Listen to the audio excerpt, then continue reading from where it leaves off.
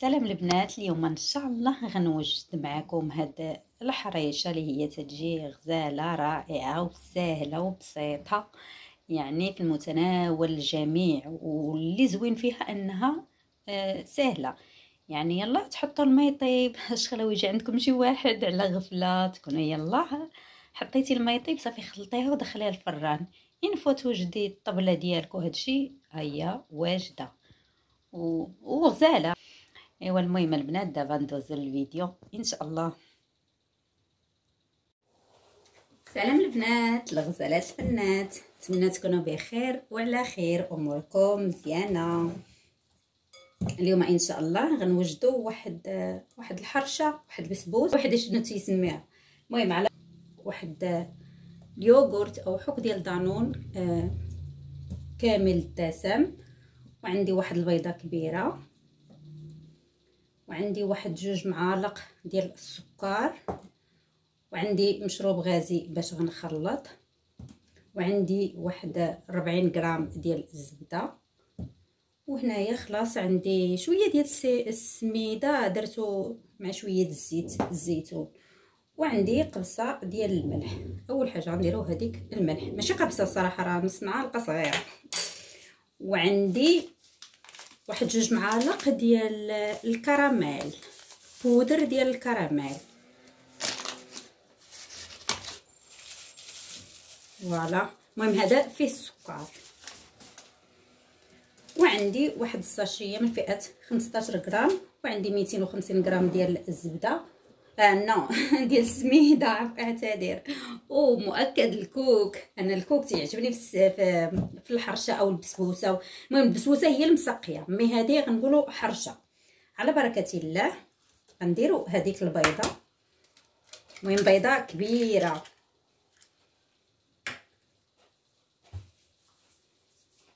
غنضيفوا هذيك الزبده. المهم كيف تلاحظوا الزبده انا ذوبتها مسبقا،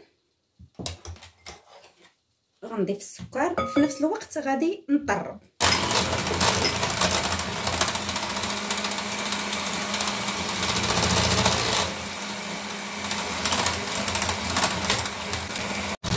غنضيف دابا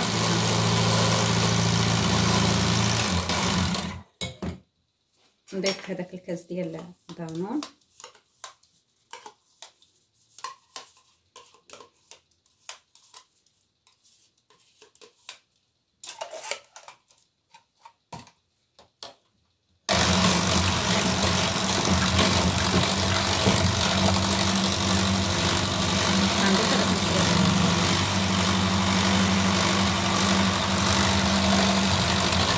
المهم ضفت هذاك المشروب الغازي، عندي فيه 200 مل.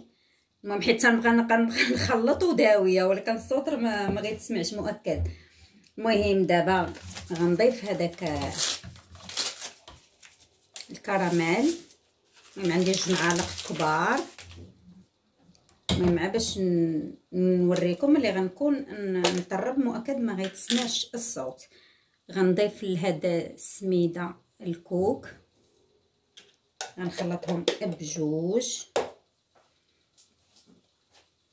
واحد المعلقه، فوالا. وعندي المول اللي غندخل الفران. المهم خديت انا هذا القطر كيف لاحظتوا، درت ليه شويه الزبده، وغنضيف ليه شويه ديال السميده باش ما تلصقش ليا، فوالا.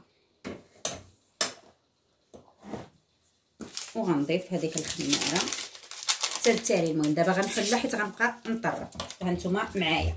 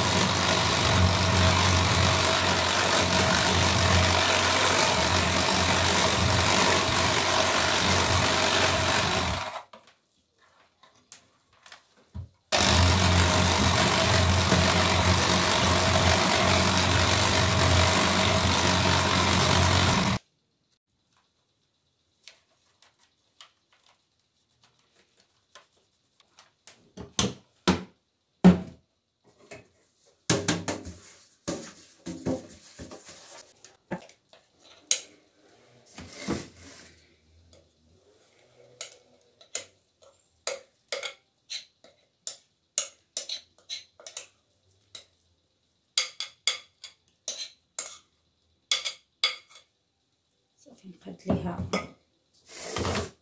وجهها.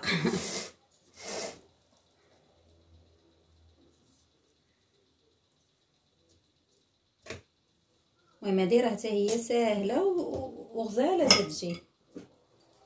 صافي غنضيف دابا هذيك السميده من الفوق. وهذيك الساعه بغيتو تسقيوها غنسقيها بمشروب غازي، حيت مادام هو اللي مستعمله ما توفرش عندي الليمون. بغيتو تخليوها هكاك. المهم الفران 180 درجه من التحت ومن الفوق. بعد ما طبت لينا الحرشه، المهم تجي بهذا الشكل. راه قدام الكاميرا تتبان لكم بحال اللي ملتهبه، لكن لا. المهم تخلوها حتى تبرد. المهم نزول لها الاطار ديالها.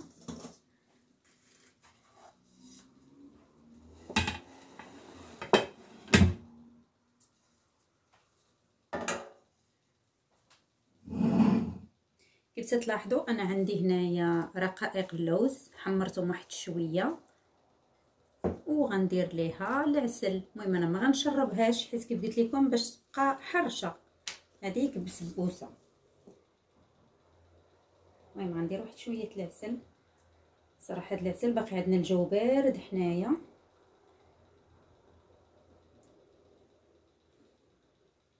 جامد.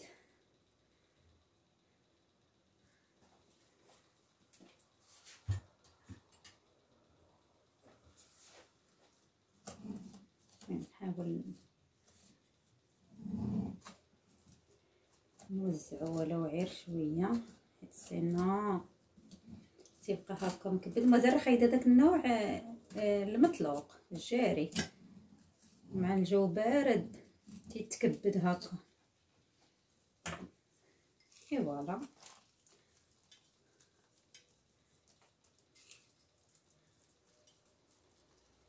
حيت فيها الكوك ما بغيتش ندير الكوك، بغيت ننوع شويه. بغيت ديروا الكوك ديروه.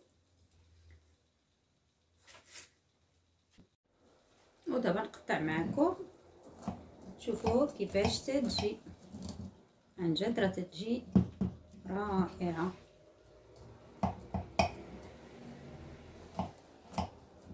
يعني كيف تلاحظوا انا عندي الماس تنستعمل غير الصغير، ما بقيت تنقد نستعمل هذوك الكبار.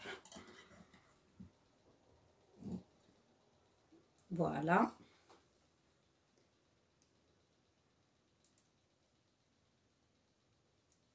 نتمنى انكم فعلا تجربوها لان تجي ساهله وما فيهاش مقادير بزاف ورائعه. راه تجي شبيه البسبوسه او كيك.